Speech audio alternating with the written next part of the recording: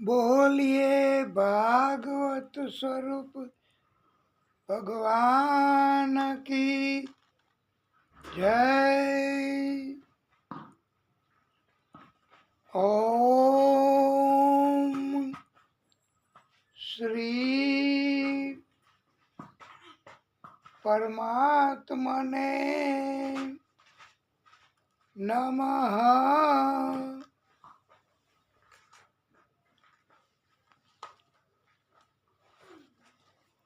प्रिय भक्तो, આપ સર્વેના હૃદય કમળમાં બિરાજતા વિષ્ણુ પરમાત્મા શ્રી હરિ નારાયણ સ્વરૂપ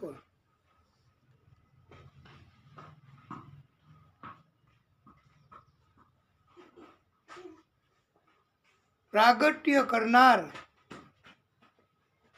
પરમ આદિ શક્તિ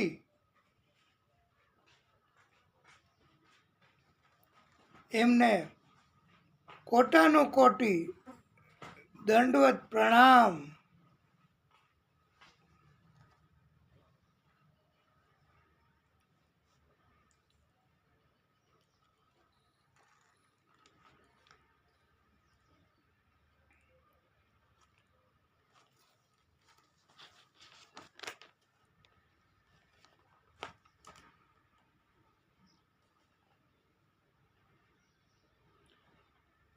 या देवी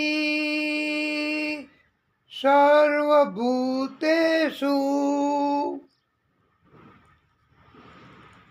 मातृरूपेण संस्थिता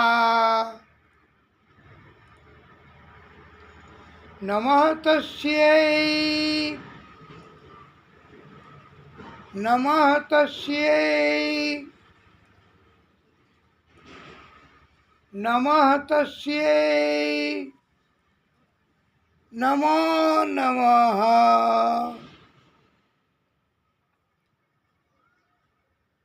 मनोजवं मारुततुल्य वेगं जितेन्द्रियं बुद्धिमतां वरिष्ठं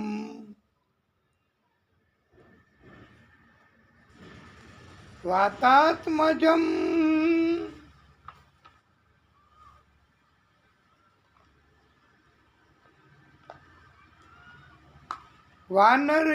वानरयूथमुख्यं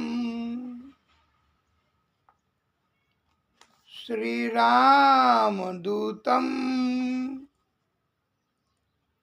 शरणं प्रपद्ये।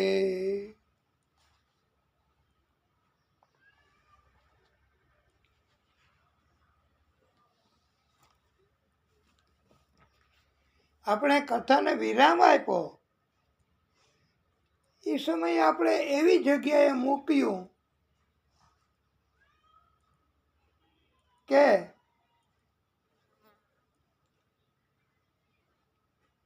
હિરણ્યાક્ષ અને હિરણ્યકશ્યપ બંને જોડિયા ભાઈઓ છે। દેવોના પાર્ષદો એ અગાઉના જન્મોમાં હતા। જય અને વિજય એનું નામ। એની પછી આપણે આગળ કથા કરીશું ત્યારે વિગતવાર કહીશું। દિતિ દાક્ષાયણી ક્ષત મારીચમ કશ્યપમ પતિમ अपत्य कामा चक्मे संध्यायाम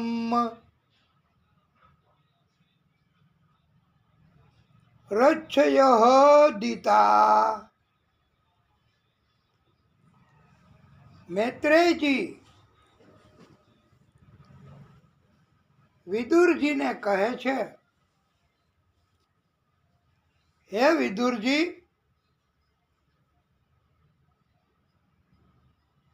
આ મૈત્રેય મુનિ કથા કરે છો, આ વિદુરજીને બધું સમજાવે છે.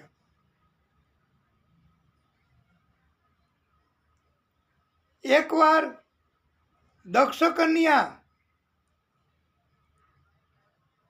દિતિએ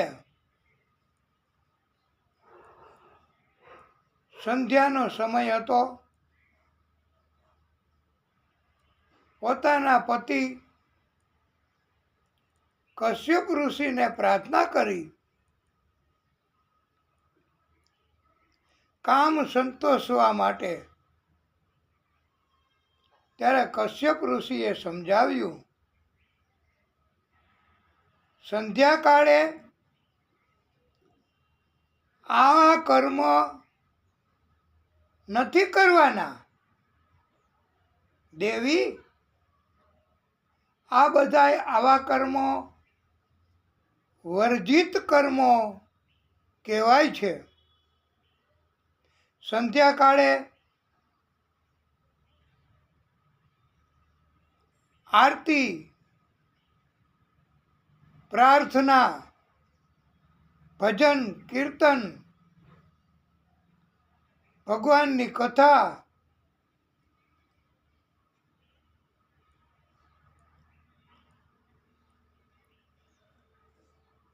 અને પ્રભુનું સ્મરણ કરવાનું છે, ભક્તિ કરવાની છે. સંધ્યાકાળે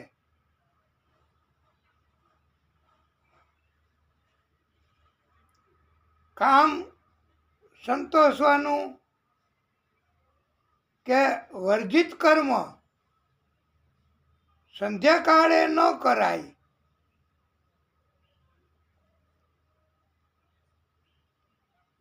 દિતિ એને સમજાયું, પણ દિતિ સમજ્યા નહીં. સમજ્યા નહીં એટલે આમ તો સમજી ગયા, પણ એણે માન્ય ન રાખ્યું. આ કશ્યપ ઋષિ એમના પતિ એણે કહ્યું કે આવું ન કરાય,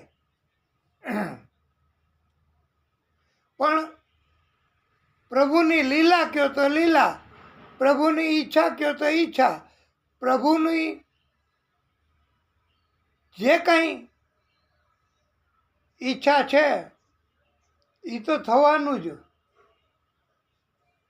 તો કશ્યપ ઋષિ બધું સમજતા હતા, છતાં પણ તાબે થવું પડ્યું આ દિતિ એમના પત્નીને. અને તાબે થઈ નહીં, પાછું કામ સંતોષવા મૈથુન કાર્ય કર્યું.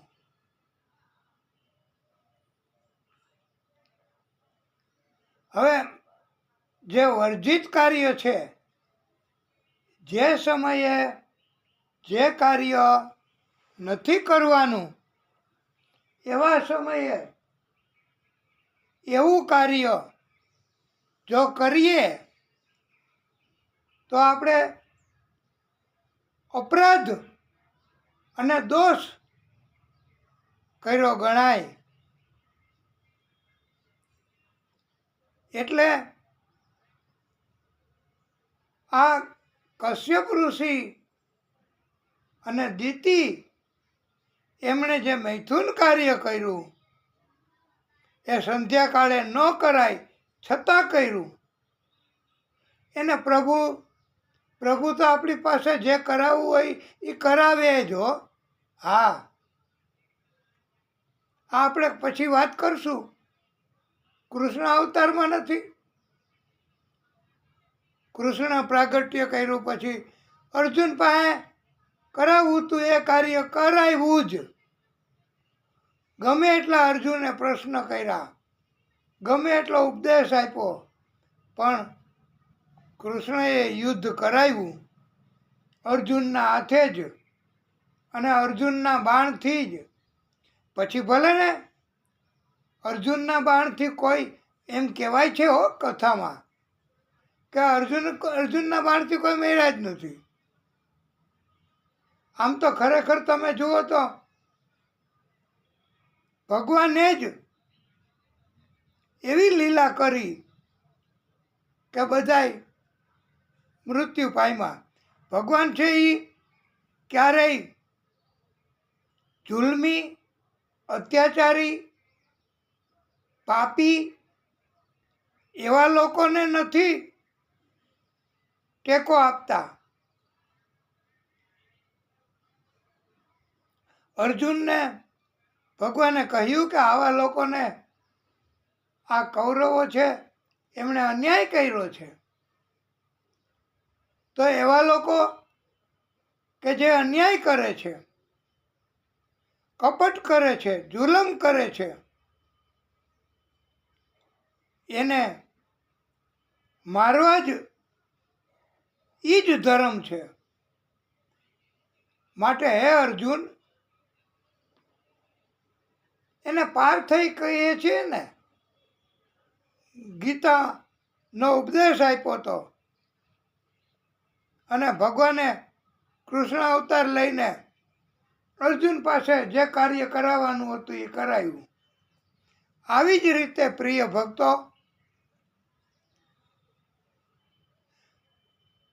કશ્યપ ઋષિ અને દિતિ પતિ પત્ની, એમની પાસે પ્રભુએ આવું કર્મ કરાવ્યું એમ કહીશું તોય ખોટું નહીં ગણાય. કારણ કે કરાવનાર બધું ભગવાન જ છે. ભગવાનને જ કોઈને મારવા, કોઈને જીવાડવા, ભગવાને પાલન પોષણ કરવું અને ભગવાને વિધિનું વિધાન હોય એવું કાર્ય કરાવવાનું જ રહે છે. એટલે એમ કહીએ કે આ વિધિનું વિધાન હતું, નહીંતર કશ્યપ ઋષિ કાંઈ ભૂલ ખાય? દિતિમાને હાલો એ સ્ત્રી છે અને પત્નીની જીદ, પણ કશ્યપ ઋષિ આ જાણતા હોવા છતાંય અમંગલ કાર્ય કર્યું. બોલો, સંધ્યા ટાણે તો વર્જિત કર્મ જે નથી કરવાનું એવું કર્મ આપણે કરીએ સંધ્યા ટાણે, તો પછી એનું આપણને જે કંઈ મળે ફળ એ કાર્યનું, એ પણ અમંગળ જ હોય છે ભક્તો. અને કશ્યપ ઋષિએ સમાધિમાં જોઈ લીધું, બહુ તપસ્વી હતા હો આ કશ્યપ ઋષિ. અને એણે કહ્યું, દિતિ દેવી, આપણે મોટી ભૂલ કરી અને સંધ્યા ટાણે વર્જિત કર્મ કર્યું. એના કારણથી આપના ગર્ભમાં 2 રાક્ષસો એટલે અમંગળ જીવ પ્રવેશ કરી ગયા છે આપના ગર્ભમાં. હો જોડિયા ભાઈ, કારણ કે આપણે કર્મ ન કરવાના ટાઈમે કર્યું અને આ જીવ બેય જન્મ લેશે ને ત્યારે બહુ જુલમ અત્યાચાર કરશે હો. બધાને રડાવશે, આલોક પરલોક બધાને એટલો બધો ત્રાસ, એટલો બધા જુલમ, એટલા બધા પાપાચાર કરશે કે આલોક અને પરલોક એ બંનેને રડાવશે. એવા અમંગળ જીવ, એવા રાક્ષસો આપણા વર્જિત કર્મના કારણથી જન્મ લેશે. દ્વિતીય, વાલા ભક્તો, આપને નવાઈ લાગશે કે દ્વિતીય 100 વર્ષ સુધી કે મારે આવા જન્મ નથી આપવા, આવા રાક્ષસોને, આવા માણસોને, આવા જીવને કે જે આવા આપણા અપરાધી કર્મથી ગર્ભમાં રહ્યા, મારે એને જન્મ નથી આપવા. અને 100 વર્ષ સુધી પ્રિય ભક્તો જન્મ ન આપ્યા, ગર્ભમાં હાચવી રાખ્યા. અને આ પણ એક જાતનું વિધિનું વિધાન જ હતું ભક્તો, કે આ બે જન્મ લેશે, એ 100 વર્ષ ગર્ભમાં રહી અને પછી રહેશે. અને એ તો દીતિ એ પણ તપસ્વી, અને નહીતર 100 વર્ષ સુધી કોઈ સાચવી શકે બાળકોને? ગર્ભમાં કોઈ ન સાચવી શકે. એવી કોઈ મહિલાઓ લગભગ નથી થઈ, અને કથામાંય નથી આવતું કે 100 વર્ષથી વધારે સમય સુધી ગર્ભમાં સાચવી રાખ્યા હોય બાળકોને. અને પછી તો કશ્યપ ઋષિ છે, એમણે વિનંતી કરી અને 2 દૈત્યોને જન્મ થાય એટલા માટે દીતિમાં એમણે 2ને જન્મ આપ્યો. અને એ પણ એક વિધિનું વિધાન જ હતું પ્રિય ભક્તો.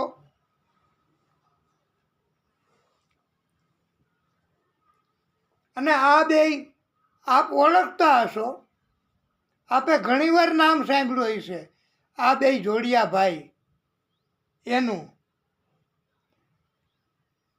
એ કશ્યપ અને દીતિના પુત્ર કહેવાય છે. એક હિરણ્યાક્ષ અને બીજો હિરણ્ય કશ્યપ.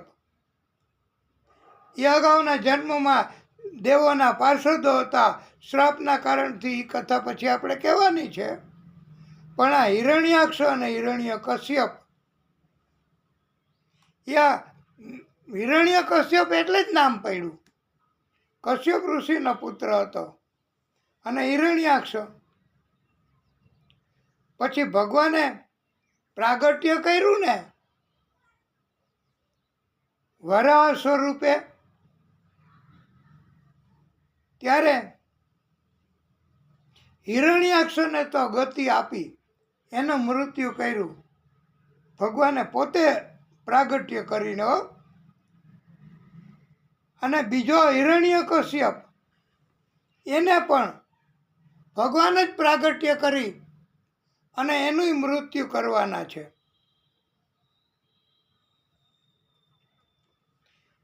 પરીક્ષિતે કહ્યું, ગુરુદેવ, આ જય અને વિજય એને કેવી રીતે શ્રાપ મળ્યો? એ કથા વિગતવાર સમજાવો તો આનંદ થાય મને પણ. એટલે સુખદેવ પ્રભુ કહે છે, સુખદેવ પ્રભુ આ કથા સંભળાવે છે પરીક્ષિત રાજાને.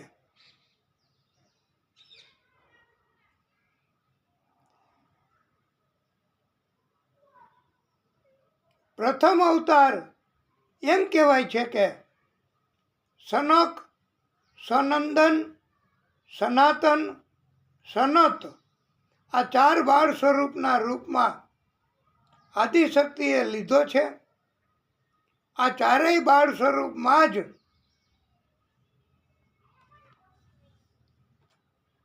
કાયમ એ લોકો નાના નાના બાળકો જ રહેતા, ભલે ને 5000 વર્ષ થઈ ગયા હોય ઉંમર તોય, કારણ કે પ્રભુએ અવતાર લીધો હતો આ ચારેયના રૂપમાં, બાળ સ્વરૂપમાં.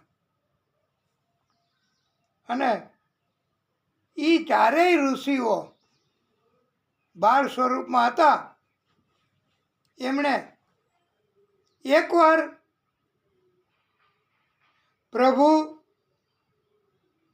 શ્રી હરિના દર્શન કરવા ઈચ્છા કરી અને પ્રભુ એના ધામમાં વૈકુંઠમાં ગયા. ચારેય બાળ ઋષિઓ.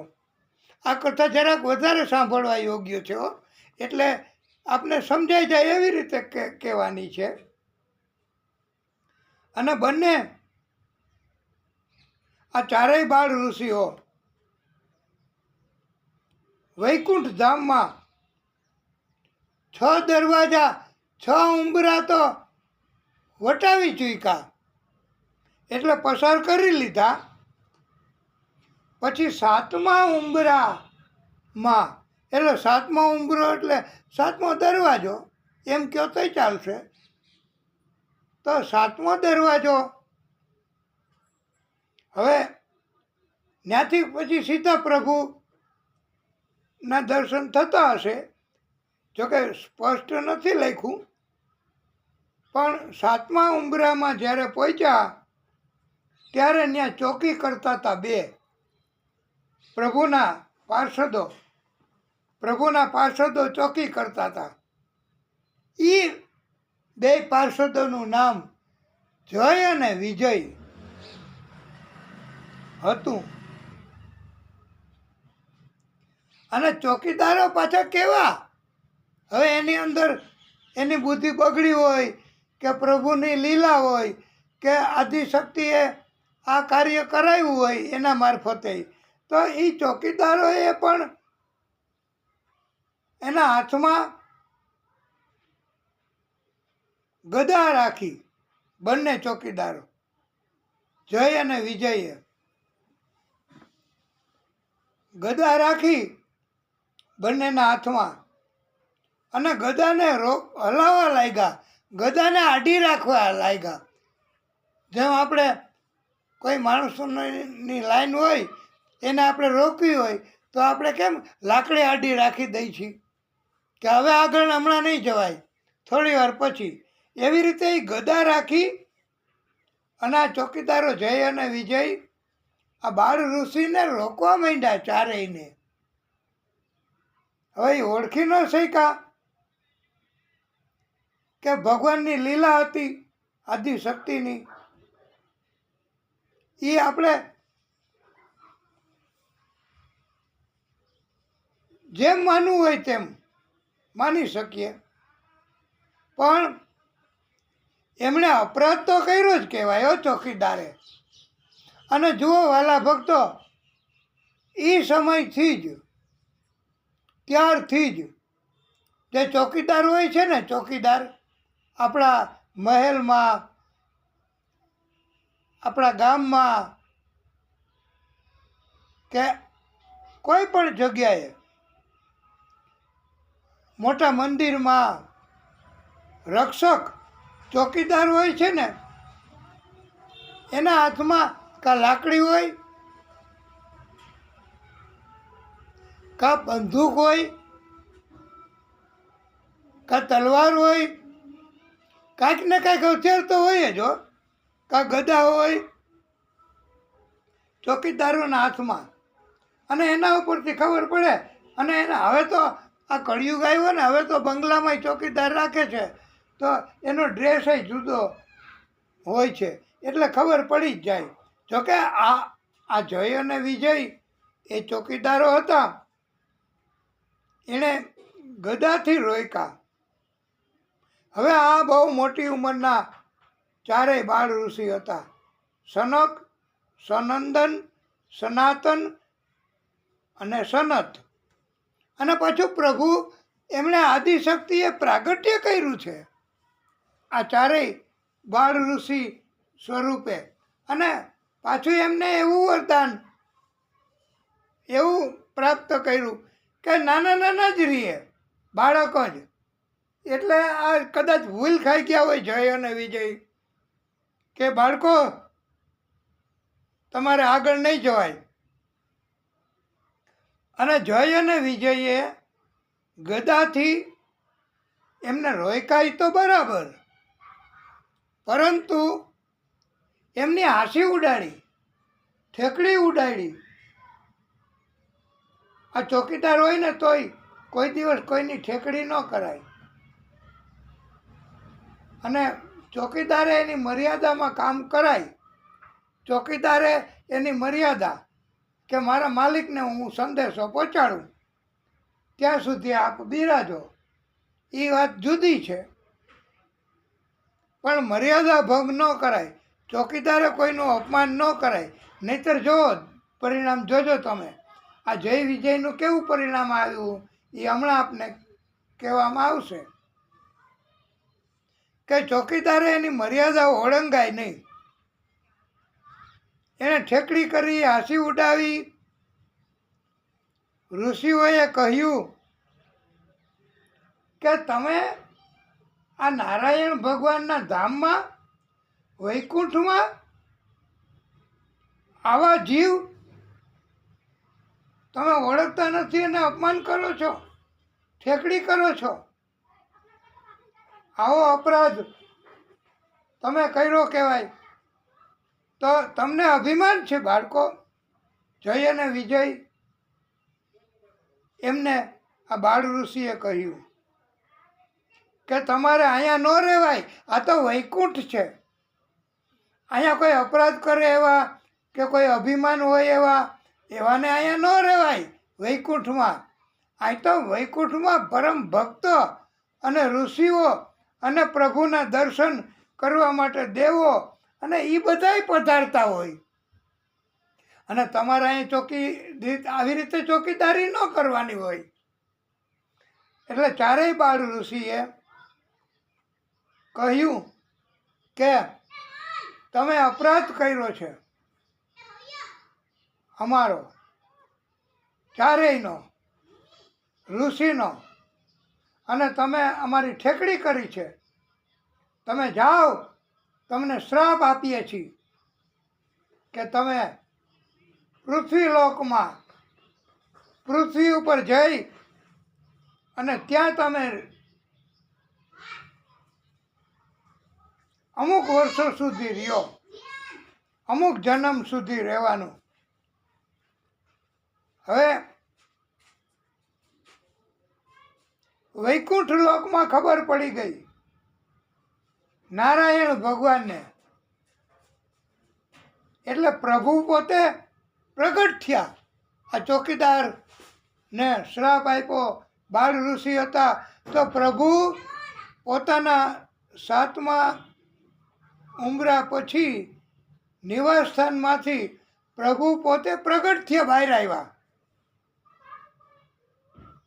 બહાર આવીને કહ્યું કે આપને પ્રણામ, આપનું સ્વાગત છે આ વૈકુંઠ ધામમાં.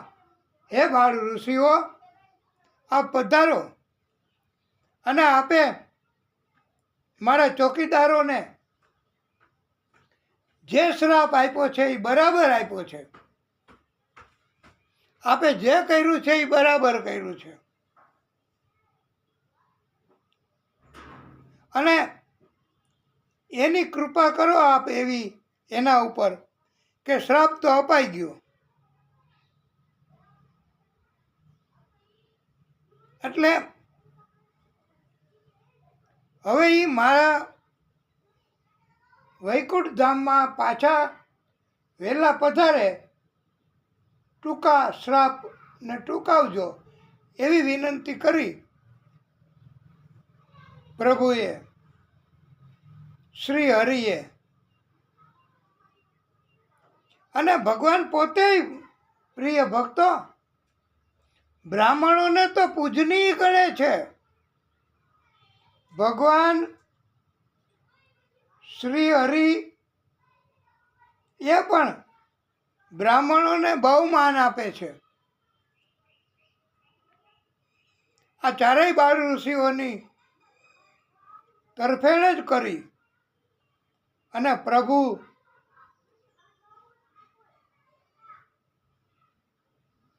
એમણે કહ્યું કે મારા પાર્ષદોએ મારી કોઈ સંમતિ પરવાનગી એની નોંધ લીધા વગર બધાય અભિમાનો છે, બધાય અભિમાન એણે રાખ્યા અને એ ભૂલી ગયા અભિમાનના કારણથી, અને આપને ઓળખી ન શક્યા કે આપ ઋષિ છો, આપ ભગવાનનું પ્રાગટ્ય છો.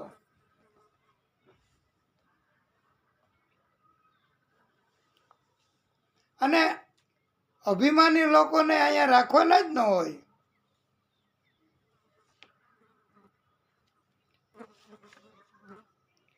બાલ ઋષિઓએ કહ્યું કે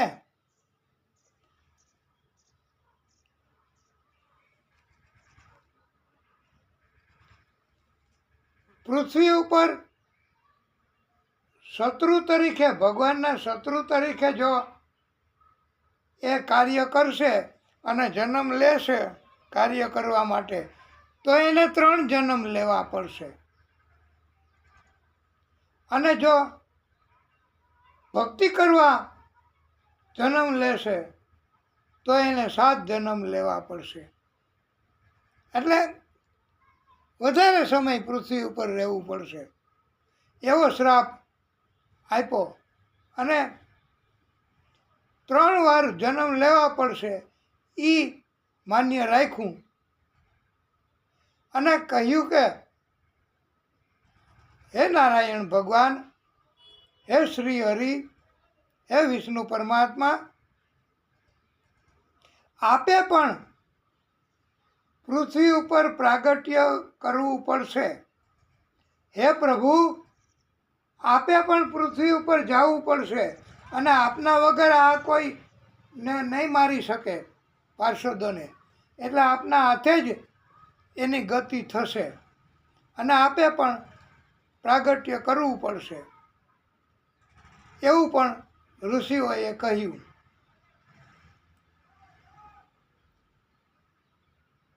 ઋષિઓએ અને પાર્ષદોએ ભગવાનને કહ્યું એ ખાસ સાંભળવાનું છે.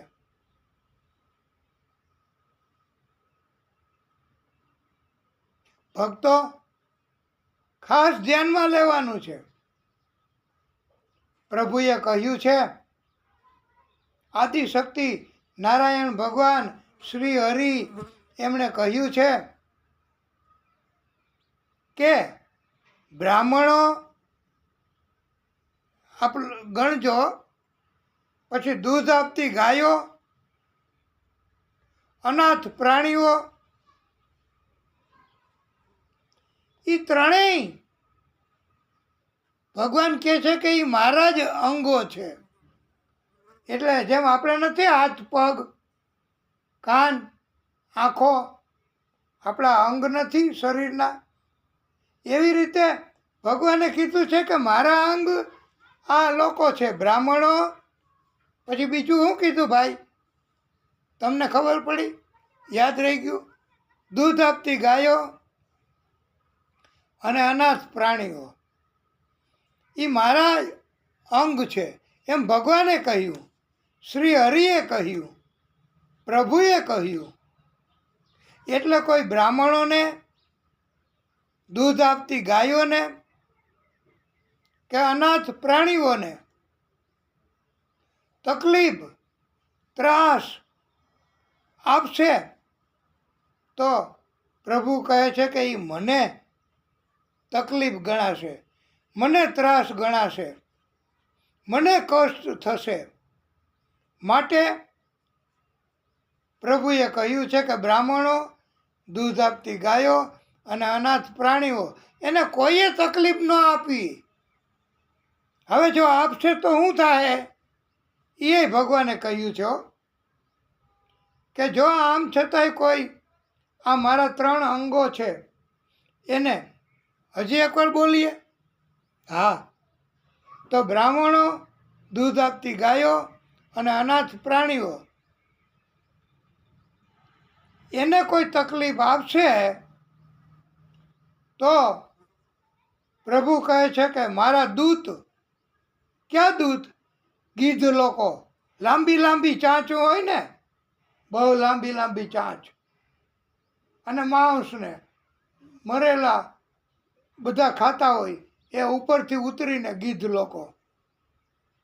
હવે એમ બધા કહે છો, આ લાંબી લાંબી ચાંચથી આ મારા 3 અંગોને કોઈ તકલીફ આપશે તો એને આવું ભોગવવું પડશે કે ગીધ લોકો એને લાંબી લાંબી ચાંચોથી ચૂથી નાખશે જીવતાઓ. એટલે ધ્યાન રાખવું. આ ભાગવતમાં લખ્યું છે, અમારા ઘરની વાત નથી. અને ભાગવતમાં સ્પષ્ટ કર્યું છે કે કોઈએ બ્રાહ્મણો, દૂધ આપતી ગાયો અને અનાથ પ્રાણીઓ એમને ત્રાસ ન આપવો, તકલીફ ન આપવી. પણ હવે તો કળિયુગ અને સમય બદલતો જાય છે. બ્રાહ્મણોને પણ બહુ માન નથી આપતા કોઈ. અલબત્ત જે લોકો પ્રભુની કથાઓ કરતા હોય અને પ્રભુને પ્રિય ભક્તો તરીકે રહેતા હોય એને માન આપતા હોય સમાજના માણસો. અને બાકી તો શું થાય? બ્રાહ્મણોએ સહન કરવું જ પડે. બ્રાહ્મણોને કોઈ ત્રાસ આપે કે ત્રાસ થાય તો બ્રાહ્મણો ભગવાનને બહુ તો પ્રાર્થના કરે, પણ શું થાય? જે પ્રભુની ઈચ્છા હોય એમ ના. અને અત્યારે કળિયુગના કારણથી વાલા ભક્તો અભિમાન બહુ હોય છે લોકોમાંય, સમાજમાંય. અને કેટલાક ધનવાન થઈ ગયા હોય કોઈ કારણથી તો એને તો બહુ અભિમાન હોય. આ નથી અગાઉ કહ્યું છે ઘણા વખત પહેલાં કે 4 પૈસે જો હો ગયે તો अपने आप को समझने लगे खुदा. એટલે પૈસા હોય, વાહનો હોય અને પ્રભુની કૃપા ઓછી હોય તો એને પણ અભિમાન હોય જ છે. અને પોતાને જ એ અભિમાનના કારણથી ભગવાન ગણાવતા હોય. એ કે એલા કેમ તમે ઊભા ન થયા? હું આટલું મોટું વાહન લઈને આવ્યો છું તો. એ કે ભૂલ થઈ ગઈ, સોરી, એમ કેવું પડે. નહીતર અત્યારે બધું એવું પણ હોય છે કે સમાજમાં પછી આપણે ઓળખતા ન હોઈએ અને મોટા માણસો એ આવી રીતે પોતાનું અભિમાન સંતોષતા હોય છે અને એને કોઈ બહુ કહેતા હોતા નથી. એટલે આ કથા હજી પણ આપ રિપીટ કરીને આપને પહોંચે ત્યારે સાંભળજો અને નોંધ કરજો. આપણે કથા વિગતવાર અને વ્યવસ્થિત રીતે કહેવી છે, માટે કથા એ ઉતાવળથી નથી કરવી.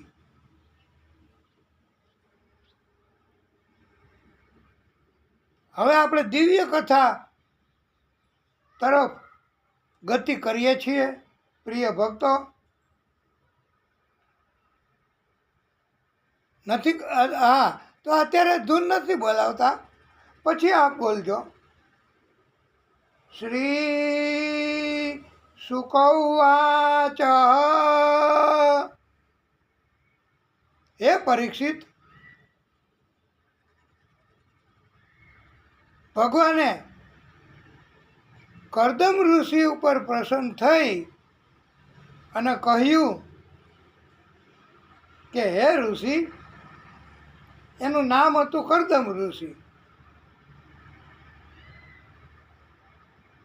અને ઋષિ એવડી મોટી ઉંમરના એટલા મોટા તપસ્વી હતા. અને ઋષિને પણ આ બહુ અગત્યની કથા છે વાલા ભક્તો. કર્દમ ઋષિ એને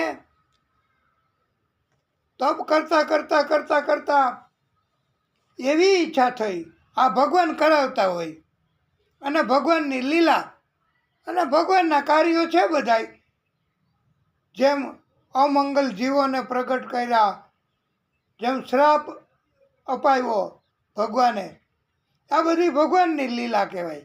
એવી રીતે કર્દમ ઋષિને બહુ તપ કર્યું, બહુ મોટી ઉંમર, વૃદ્ધ, બહુ મોટી ઉંમરના અને બહુ તપ કરતા હતા. અને આત્મસંયમ પણ બહુ રાખતા હતા. અને પ્રભુની આરાધના કરી, ઉપાસના કરી, તપ કર્યું. અને કર્દમ ઋષિને એવી ઈચ્છા થઈ, કેવી કે કર્દમ ઋષિને એમ થયું કે મારે કોઈક ટેકો આપે એવી જોઈએ, પત્ની તરીકે સેવા કરે મારી અને તપ કાર્યમાં મદદ કરે એવી મારે સ્ત્રી ટેકેદાર તરીકે જોઈ છે. એવી ઈચ્છા થઈ. બોલો, હવે આ ઋષિ એટલું મોટું તપ પણ છતાંય, અને ભગવાન જાણી ગયા. ભગવાન જાણી જાય હો, ભગવાન પાસે માગવાની જરૂર નહીં. ભગવાનને બધી ખબર હોય કોને શું જરૂર છે, કોને શું આપવાનું છે. ત્યારે કર્દમ ઋષિની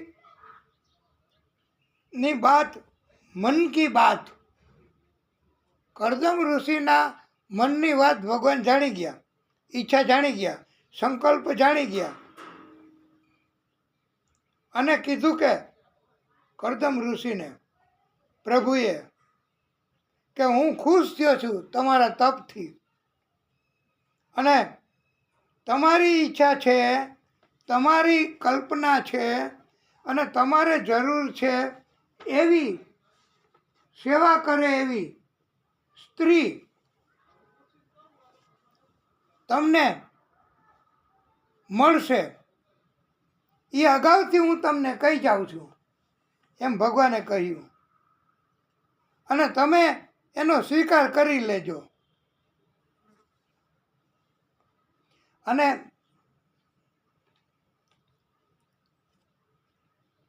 એ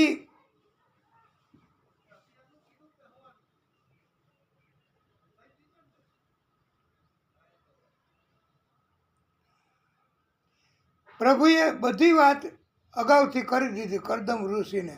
અને એને તો કેટલો બધો આનંદ થયો કે ઓહો, ભક્ત હોય ને એને જ્યારે એવો સંકેત થાય કે તમને તમારે જે જોઈ છે એ આપવું છે, એમ કોઈ કહે તો એને આનંદ થાય હો, કે મને આપવાના છે ભગવાન, મને આવું મળશે. એટલે અને તમે કે વિવાહ કરી લેજો એની સાથે, અને હું તમારા વિવાહ પછી દાંપત્ય જીવન દરમિયાન આવીશ અને અવતાર ધારણ કરીશ. હે કર્દમ ઋષિ, તમારા સંતાન તરીકે હું પ્રાગટ્ય કરીશ, એમ ભગવાને કહ્યું અગાઉથી. અને તમારે એ કન્યા સાથે વિવાહ કરવો પડશે. અને એ કન્યા એ સૌથી પહેલાં વહેલા 9 કન્યાઓને જન્મ આપશે અને પછી હું જન્મ ધારણ કરીશ તમારા વિવાહના ફળ સ્વરૂપે તમારે ત્યાં. અને એ કન્યા એનું નામ દેવહૂતિ છે. બોલો, અગાઉથી બધુંય કહી દીધું ભગવાને. અને કોની દીકરી? મનુ ભગવાન કહેવાય છે. સૌથી પહેલો પુરુષ એ મનુ અને સૌથી પહેલી સ્ત્રી એ શતરૂપા રાણી. એટલે મનુ એ ભગવાન કહેવાય છે. એટલે મનુ ભગવાન પોતે એના રાણી શતરૂપા એ આવશે એની કન્યા દેવહૂતિને લઈને તમારી સાથે લગ્ન કરાવશે. આવું અગાઉથી કહી ગયા. ભક્તને ભગવાન અગાઉથી ચેતવે છે, કહી દે છે અને લાભ આપવાનો હોય એવું પણ ભગવાન સૂચન કરી દે છે. અને હું તમારો સંકલ્પ બધો પૂરો કરીશ એમ પણ ભગવાન કહેતા જ હોય છે અગાઉ. અને થયું પણ એવું વાલા ભક્તો કે મનુ ભગવાન અને શતરૂપા રાણી એમની કન્યા દેવહૂતિને લઈ અને કરદમ ઋષિના આશ્રમમાં આવ્યા.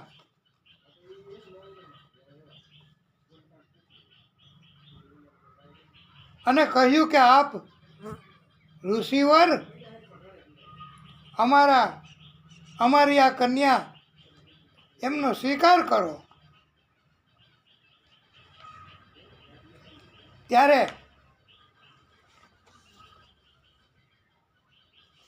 કરદમ ઋષિ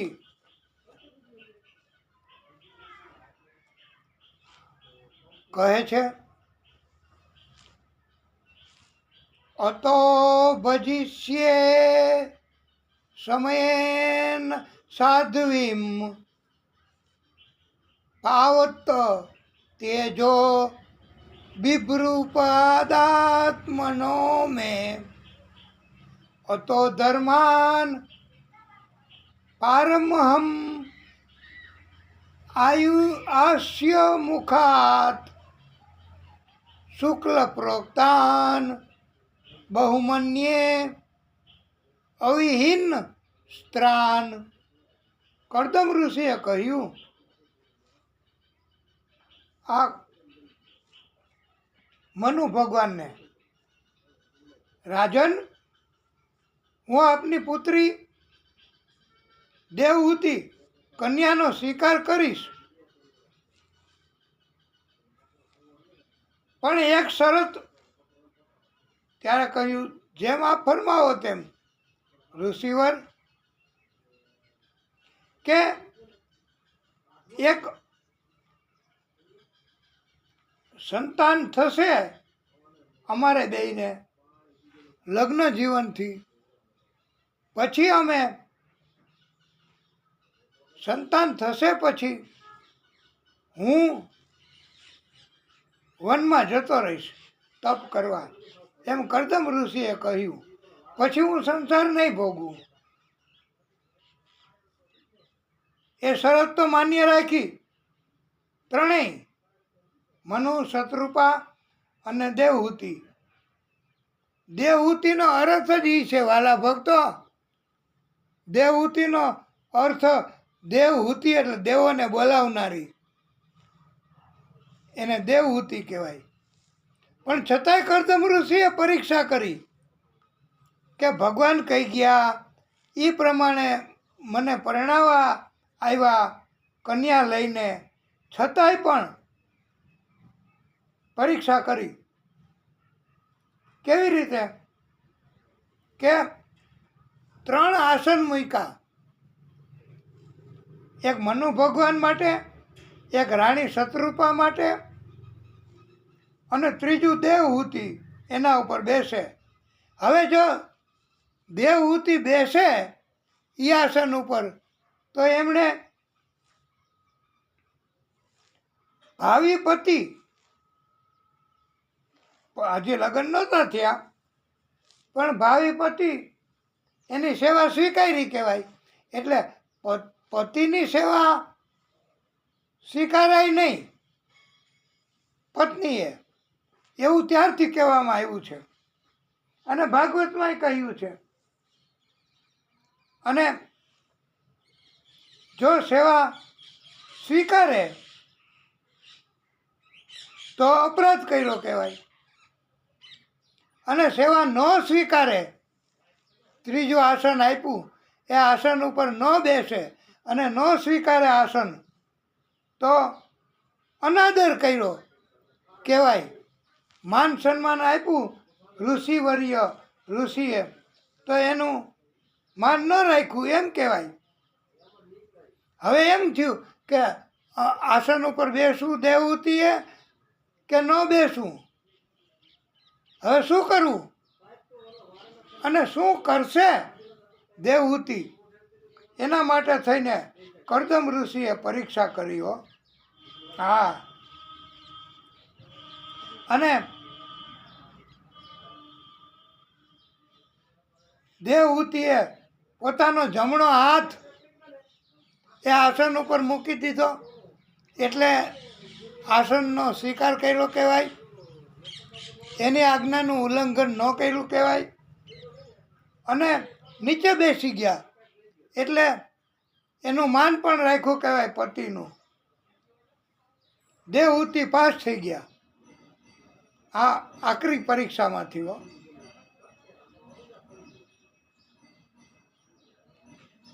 પછી તો લગ્ન પછી એવું થયું મનુ શત્રુપા વયા ગયા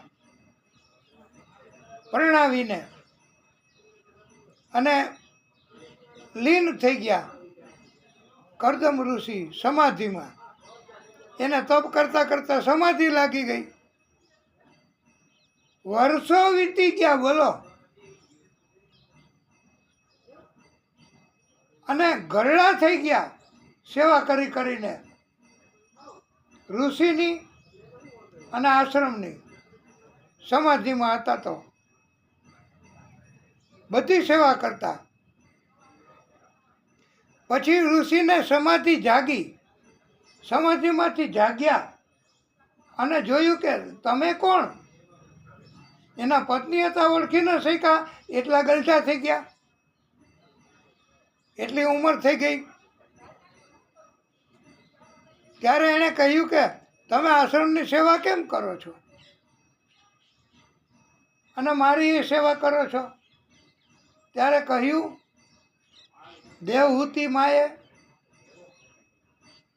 કે મારા પિતા અહીંયા આવીને તમારી સાથે મારા વિવાહ કરાવી ગયા છે, હું તમારી સેવા કરું છું. તમે સમાધિમાં હતા એટલે તમને અમે જગાડ્યા નથી.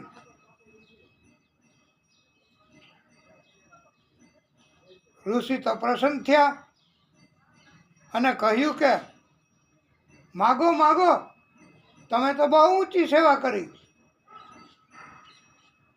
હવે એમ થયું કે સ્ત્રીઓને માગવાનું કહે કે તમે માગી લ્યો, તમારે શું જોઈએ. તો પરિણીત સ્ત્રી હોય ને તો એવું કહેવાય છે કે પરિણીત સ્ત્રી હોય એને કોઈ વરદાન માગવાનું કે કાંઈ માગવાનું કહે તો એ સૌથી પહેલાં તો સંતાન માગે. એને સંતાન માગ્યું કે સંતાન આપો. ત્યારે પછી કરદમ ઋષિ એમને પણ આનંદ થયો અને એમ થયું કે ભગવાને મારી ઈચ્છા પૂરી કરી, મને સેવા કરે એવી પત્ની આપી. અને કરદમ ઋષિને એટલો હરખ થયો હતો એના લગ્ન સમયે. એ વખતે એટલો બધો હરખ, એટલો બધો આનંદ કે હરખના આંસુ નીકળવા માંડ્યા હતા આંખમાંથી. એટલા બધા આંસુ પડ્યા, એટલા બધા આંસુ પડ્યા કે પ્રિય ભક્તો એક મોટું સરોવર ભરાઈ ગયું. લ્યો, આ દિવ્ય કથા છે હો. અને આવું ભગવાનના ભક્તો એને આનંદ થાય અને ભગવાનના ભક્તોનો આનંદ દેખાઈ આવે અને ભગવાનના ભક્તોને પ્રભુ પણ એ કે એવું કરી આપે છે. એટલે એ અત્યારે સરોવર છે જ ત્યાં, એને બિંદુ સરોવર કહેવાય છે. અને વાલા ભક્તો, ઘણી જગ્યાએ એવું બને છે અત્યારે કળિયુગ છે તોય, કે ઘણાયના ગ્રહ કે ઘણાયના કર્મ એટલા બધા સારા હોય કે માતા અને પિતા પોતાની કન્યા લઈ અને સામેથી આવે અને આપે કે લ્યો મારી કન્યા, મારે તમારી સાથે પરણાવવી છે. આ કરદમ ઋષિને આવા યોગ હતા, એમ અત્યારે એવા યોગ હોય છે હો. હા, નથી એમ નહીં, ઘણી જગ્યાએ આપણે નામ નહીં આપીએ પણ ઘણી જગ્યાએ અમને પણ ખબર છે કે સામેથી ગયા છે કે લ્યો માતા પિતા કે અમારી કન્યાને સાથે તમારો વિવાહ કરાવવા છે. આને કહેવાય ઋષિ જેવું જીવન. અને અત્યારે અમે એ કન્યાને ને એમને ઓળખીએ પણ છીએ. અને ભગવાનની કૃપા કહેવાય. બિંદુ સરોવર પણ અત્યારે મોજૂદ છે.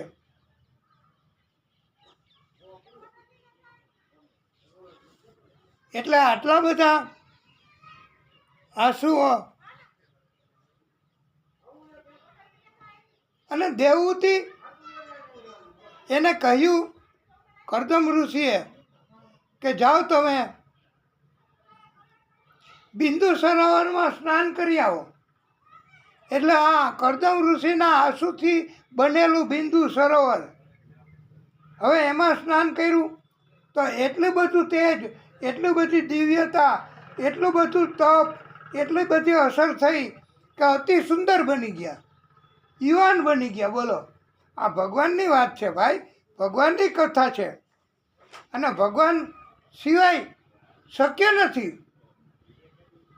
ભગવાનની કૃપા કહેવાય કે એમાં એટલી બધી અસરકારકતા.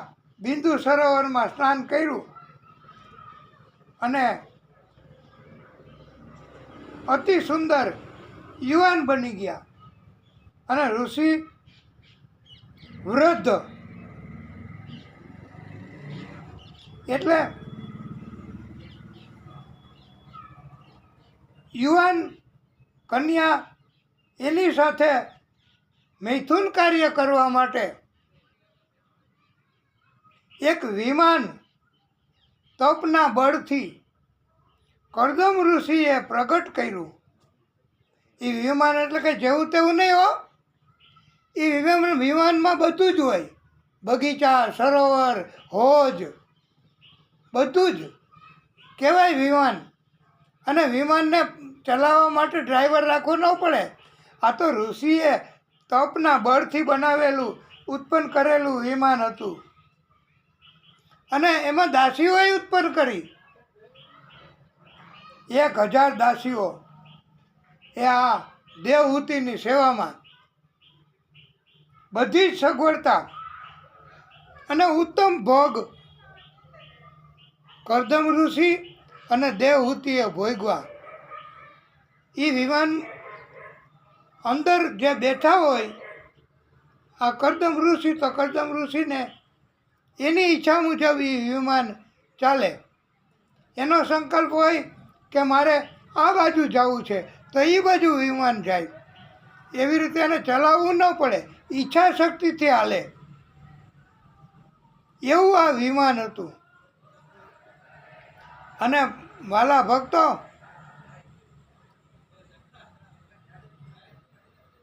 ભોગ ભોગવીને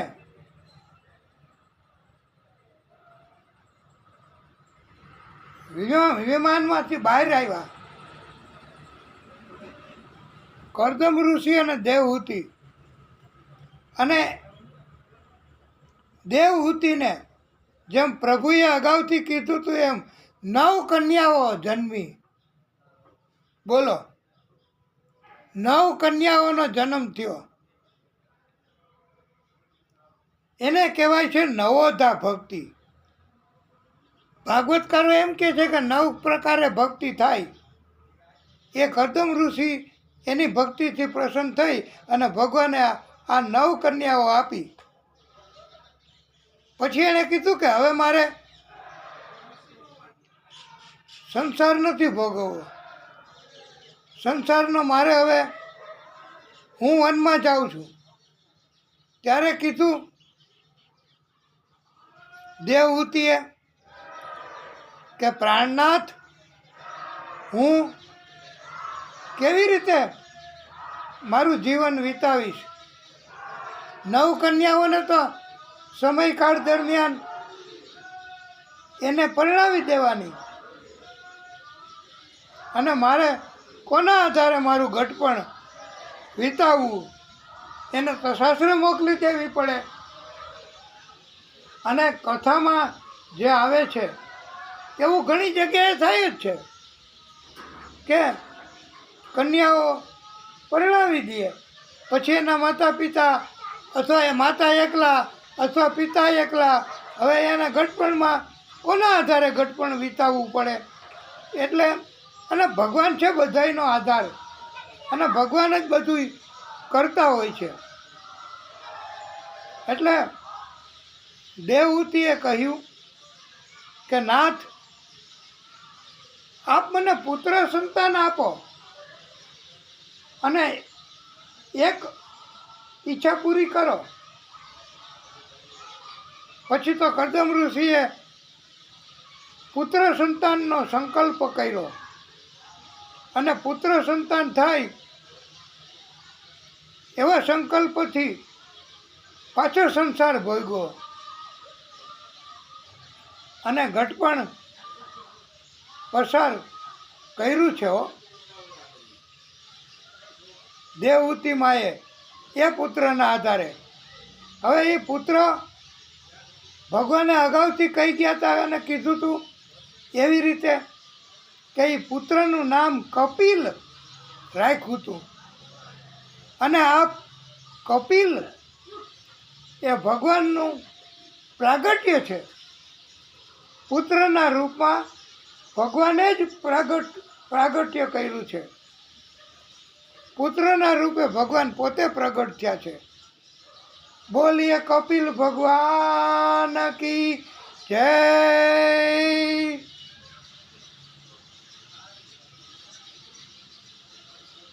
અને કપિલ તરીકે પ્રાગટ્ય કરી ઘટપણમાં આ કપિલ ભગવાન, એટલે કપિલ મોટા થયા. ભગવાન પોતે હતા, પ્રાગટ્ય કર્યું હતું.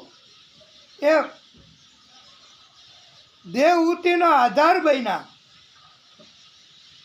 ઘટપણમાં દેવહૂતિમાં એણે કહ્યું છે, વિનંતી કરી છે કે મને આધાર તમે બનો અને મારી સેવા કરો. ઘટપણનો આધાર કોઈ ને કોઈ તો જરૂરી છે જ, અને ભગવાન પોતે બધી વ્યવસ્થાઓ કરતા જ હોય, પણ આમ તો આપણે ઓળખી ન શકતા હોઈએ. અને ભક્તો તો કહે છે હંમેશા, મેરો તો આધાર શ્રી વિઠ્ઠલ કે ચરણારવિંદ, મેરો તો આધાર श्री वल्लभ के चरणारविंद, मेरो तो आधार श्री विठ्ठल के चरणारविंद, मेरो तो आधार श्री वल्लभ के चरणारविंद, सर्व जगत का सार श्री विठ्ठल के चरणारविंद, मेरो तो आधार શ્રી વલ્લભ કે ચરણારવિંદ.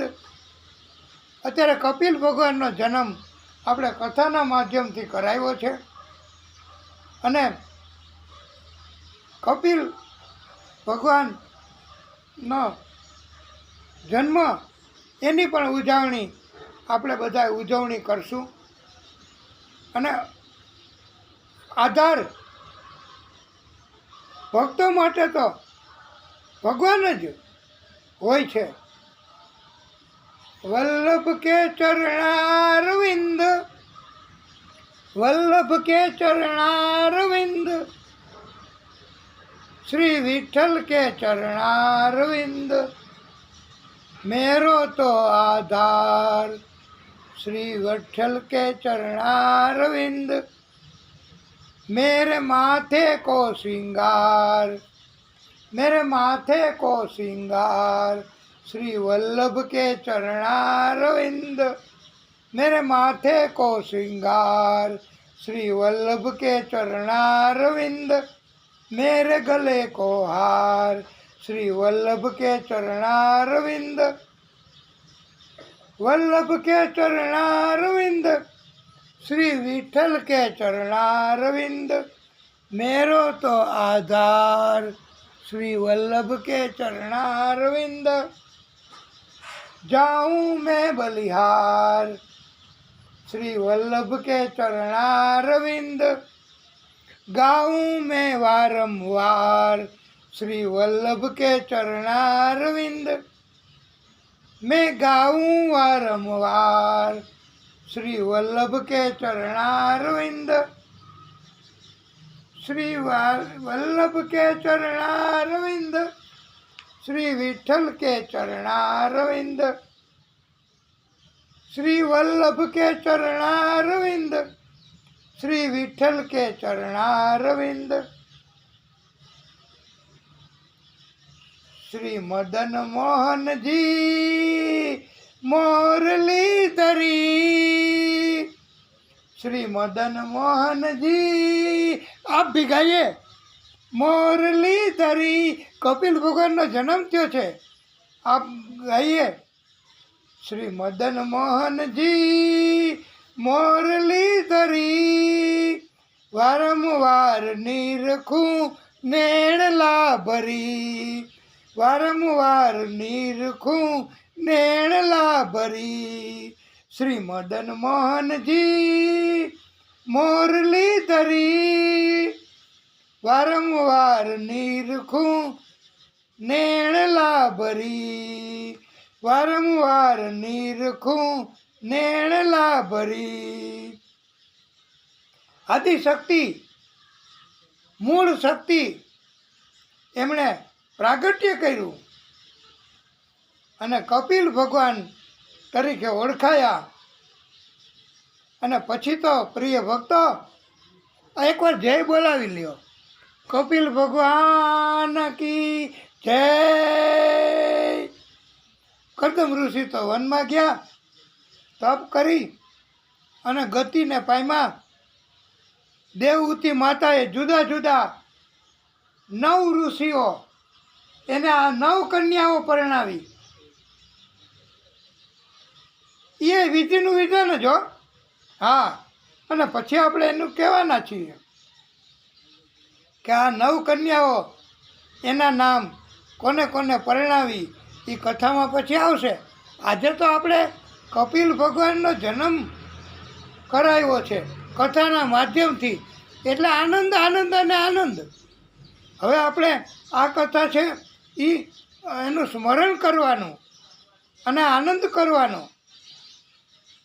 દેવહૂતિમાં એમણે પણ ગઢપણ આવ્યું. 9 કન્યાઓ તો પરણાવી દીધી 9 ઋષિઓને. પછી પોતે ઘરડા થયા. હવે કપિલ એનો દીકરો હતો. દેવહૂતિમાં ઓળખી ગયા કે તું મારો પુત્ર નથી, પણ તું ભગવાન છો, સાક્ષાત ભગવાન છો.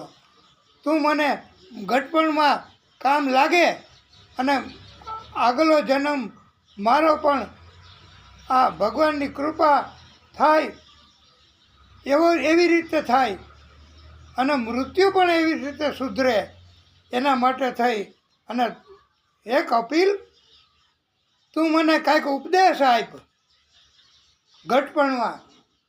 ત્યારે કપિલ એમણે પોતાની માતા દેવહૂતિને ઉપદેશ આપ્યો છે અને એ ઉપદેશ આપ્યો એને ભાગવતકારો ભાગવતમાં કપિલ ગીતા તરીકે ઓળખવામાં આવે છે.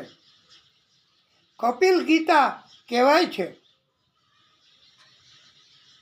અને કપિલ પુત્ર હોવા છતાંય ઉપદેશ આપવા માટે વ્યાસ આસન ઉપર બેઠા છે અને માતા હોવા છતાંય બોલો નીચે બેઠા છે, કારણ કે જ્ઞાન ઉપરથી નીચે આવે છે. વ્યાસ આસન ઉપર, ઊંચા આસન ઉપર એટલા માટે જ વક્તાશ્રીઓને, કથાના વક્તાઓને બેસાડવામાં આવે છે, કારણ કે ઉપરથી નીચે આવે જ્ઞાન, એમ ભાગવતકારો કહે છે. અને કપિલે જે ઉપદેશ આપ્યો છે એને કપિલ ગીતા કહેવાય છે. આ નિયમ અત્યારે ચાલ્યો આવે છે અને વિદુરજીએ પણ ઉપદેશ આપ્યો તો, સલાહ આપી હતી, એને વિદુર નીતિ કહેવાય છે. કપિલ ગીતા એટલે કપિલ ભગવાને શું કીધું દેવહૂતિને, એ આપણે થોડુંક સ્મરણ કરીએ. અને કાંઈ વાંધો નથી ને, કથામાં થોડું મોડું થાય તો. હાજી કપિલ ઉવાચ, આ કપિલ ભગવાને શું કીધું એ આપણે કહેવું છે. હે માતા, જીવન દરમિયાન વિષયમાં આસક્ત ન રહેવું. વિષયમાં આસક્તિ થઈ જશે, વિષયોમાં માયા લાગશે તો બંધાઈ જશું, બંધન થશે, બંધન આવશે. જો પરમાત્મા તરફ પ્રેમ થઈ જાય જીવન દરમિયાન ભક્તિ સ્વરૂપે, ભક્તિથી, તો મોક્ષ પ્રાપ્તિ થશે.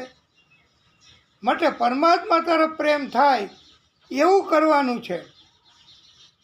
અધ્યાત્મ યોગથી મનુષ્યના દુઃખ અને સુખ એનું નિવારણ થઈ જાય છે. હે માતા, કુસંગ થાય, દૈત્યો, સ્વાર્થી, અભિમાની એનો સંગ થઈ જાય, દુનિયા, પરિવાર તથા સભ્યો બધાય પરિવારના એના તરફ લાગણી એટલી બધી ન થવી જોઈએ કે બંધન થઈ જાય. આ ઘટપણમાં બહુ ધ્યાન રાખવાનું હો. ઘરના માણસો હોય એમણે ઘણીવાર મોહ, માયા, લાગણી, એમાં એના દીકરા, જોકે હોય પ્રેમ, એનો વિરોધ નથી, પણ ભાગવતકારો એમ કહે છે કે એમાં આસક્તિ ન થવી જોઈએ. અને નહીતર બીજો જન્મ થાય છે, બંધનમાં ફસાઈ જવાય છે. અને કુંતાજીએ એમ માગ્યું હતું ને કે મને આ મારી લાગણી છે એ કાપી નાખો, પાંડવો અને એના દીકરાઓને બધાય તરફ. એટલે ભગવાન પાસે એણે એવું માગ્યું હતું. એમ કપિલ ભગવાન એણે આવો ઉપદેશ આપ્યો છે અને પરમાત્માના એના પોતાના જ ભયથી, એના જ હુકમથી, એની જ ઈચ્છાથી વાયુ વહે છે. આજે વાયુ ને પવન ને હવામાન ને, વાયુ વગર કાંઈ જીવી શકાય? વાયુ વગર શ્વાસ લઈ શકાય?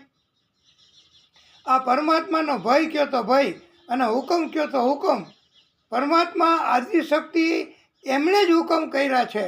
આ ભાગવતમાં આવે છે હો વાલા ભક્તો, કે એની ઈચ્છાથી જ બધાને વાયુ વહે છે. આખા બ્રહ્માંડમાં આકાશ પાતાળ પૃથ્વી, સૂર્ય પણ એને કારણે જ તપે છે, ઇન્દ્ર પણ વરસાદ કરે છે, એ એને કારણે જ, આદિશક્તિના હુકમના કારણે જ. અને અગ્નિ પણ પ્રજ્વલિત થાય છે એના કારણે જ. મૃત્યુ પણ કાર્યશીલ થાય છે એ એના જ કારણે. અને પરમાત્માનો સહારો લેવો માતા, પરમાત્મા સાથે જોડાઈને રહેવું. આપણે નથી મોબાઈલથી કોઈ સાથે જોડાતા કે અમારો મોબાઈલ કનેક્ટેડ છે, અમે ફોન કરીએ એટલે પહેલાં તો એને જ લાગે, આવી રીતે જોડાયેલા હોય. એમ આપણે પરમાત્માની સાથે જોડાવાનું છે. હે માતા, અંતિમ તબક્કે ઘટપણમાં પરમાત્માનો સહારો લેવો, પરમાત્માની સાથે જોડાઈ રહેવું, એને જ ભક્તિ કહેવાય. અને સતત ભક્તિ કરવી. અને જો આવી રીતે ભક્તિ કરશો તો મારું તારું એવો ભાવ ઉત્પન્ન જ નહીં થાય. આ મારું છે ને આ તારું છે એવો ભાવ જ નહીં જાગે, એવી ઈચ્છા જ નહીં થાય. તો પછી બંધન ક્યાંથી આવશે? નહીં આવે. વિવાદ, ઝઘડા, તકરાર પછી કેવી રીતે થશે? નહીં થાય. અનેક પ્રકારના કર્મના બંધનો એ આવી રીતે દૂર થાય છે. એ માતા, જો આસક્તિ થઈ જાય, માયા લાગે, માયાના બંધનોમાં બંધાઈ જવું પડે, તો પછી આ મોક્ષ પ્રાપ્તિ ન થાય અને બીજો જન્મ થાય, બીજો જન્મ લેવો પડે. અને એમ કહ્યું છે, હજી એક મુદ્દો છે, આપ કયો તો કહીએ કે 25 તત્વોનું શરીર છે. આ શરીર બન્યું ને એ 25 તત્વનું. અને કાળ તત્વ એ પરમાત્માનું તત્વ છે, એને ચિત્ત તત્વ કહેવાય છે. આ ચિત્ત તત્વ પરમાત્મા કે જેને હૃદય આત્મા આપણે કહીએ છીએ, એ ન હોય તો આ શરીર કામ ન કરે. એટલે બધાયની અંદર પરમાત્મા છે. અને શરીરની કોઈ કિંમત નથી હો પરમાત્મા વગર, આ હૃદય વગર. પરમાત્માનું તત્વ છે જ, અને તો જ એની કિંમત છે. હવે પરમાત્માનું તત્વ વયું જાય આ શરીરમાંથી, આ દેહમાંથી, તો પછી એ શરીરની કંઈ કિંમત છે? નથી. અને તરત ગંધાવા માંડે એમ કહે છે હો બધાય. એટલે હે માતા, આ શરીર એમાં મોહ લાગવા રાખો નહીં. અને એવો ઉપદેશ આપ્યો છે કે ક્ષણભંગુર દેહીનામ. કપિલ ભગવાને પછી તો મા દેવહૂતિને ઉપદેશ આપ્યો. માતા દેવહૂતિ એમ કહેવાય છે કે નદીના રૂપમાં ફેરવાઈ ગયા અને એને ગતિ થઈ ઉપદેશ સાંભળતા સાંભળતા. અને કપિલ એ પણ પછી પરમાત્માનો પ્રાગટ્ય હતું અને પરમાત્માની અંદર સમાઈ ગયા. આ કપિલનું આખ્યાન, કપિલની સુંદર કથા ભગવાનની. અને આ ક્ષણભંગુર દેહ છે. અને અત્યારે કળિયુગ છે ને વાલા ભક્તો, તો ઘણી વખત પોતાના શરીરને ઘણા તો દીમાં 3 વાર તો દાઢી કરતા હોય છે. જોકે કોઈની ટીકા નથી કરતા, એ પોતપોતાની રીતે, પણ બહુ શરીરને મહત્ત્વ ન આપવું એવો ઉપદેશ આપ્યો છે. અને એવો ઉપદેશ આપણે પણ આ કથાના માધ્યમથી આપવાનો છે. એટલે આ ક્ષણભંગુર છે દેહીના. આ દેહ એક ક્યારે ભાંગી પડે, ક્યારે નાશ થાય એ નક્કી નથી. એને કહેવામાં આવ્યું છે કાચી માટીનું કોળિયું. તો આપ એક લીટી, કાચી રે માટીનું કોળિયું આકાયા, કાચી રે માટીનું કોળિયું આકાયા, ઝબકી ઝબકીને બુઝાવાનું, ઝબકી ઝબકીને બુઝાવાનું. આ કાચી માટીનું કોળિયું કહેવાય છે. એ દેહ, શરીર, અને સૌથી પહેલાં જગો આપે એ શરીર જ આપે હો. અને ભગવાન વગર, હૃદય વગર, દેહ વગર આ દેહની કિંમત નથી. અને જ્યાં સુધી આપણને ભગવાન છે આપણા દેહમાં, શરીરમાં, ત્યાં સુધી આપણે આંખ, કાન, પગ, આ બધા અવયવો એનાથી પ્રભુની ભક્તિ કરી લેવી. આંખથી ભગવાનના દર્શન કરવા, કાનથી ભગવાનની કથા સાંભળવી, આવી રીતે બધી રીતે ભગવાનનો ઉપયોગ કરવો. આ દેહ એટલા માટે જ મનુષ્ય આપ્યો છે. અને મોંઘા મૂલો મનુષ્ય અવતાર મળે નહીં વારંવાર, એમ પણ કીધું છે. માટે પ્રિય ભક્તો, આપણે આ દિવ્ય કથા એ હવે આપણે વિરામ આપીશું આ કથાને. બોલીએ ભાગવત સ્વરૂપ ભગવાન કી જય. આપણે આજે આ બીજા દિવસની કથા પણ પૂરી કરીએ છીએ. પ્રભુની કેટલી કૃપા કહેવાય કે 2 દિવસ તો વયા ગયા. કાલથી આપણે ત્રીજા દિવસની કથા શરૂ કરીશું. એ ભગવાનની ઈચ્છા, એમ આપણે કહી ન શકીએ કે કાલ સુધી આપણે રહેવાના. આ તો ભગવાનના એના હાથની વાત છે. ભગવાન જ્યાં સુધી આપણને જીવન આપે, શ્વાસ શ્વાસ પણ ગિનતી કે દીએ હે પ્રભુને. અને ક્યારે શ્વાસ અટકી જાય એ પણ પછી આપણે કહેવાના છીએ કથામાં. તો આ કથાને અહીંયા વિરામ. બોલીએ ભાગવત સ્વરૂપ ભગવાન કી જય. આદિનારાયણ ભગવાન કી જય.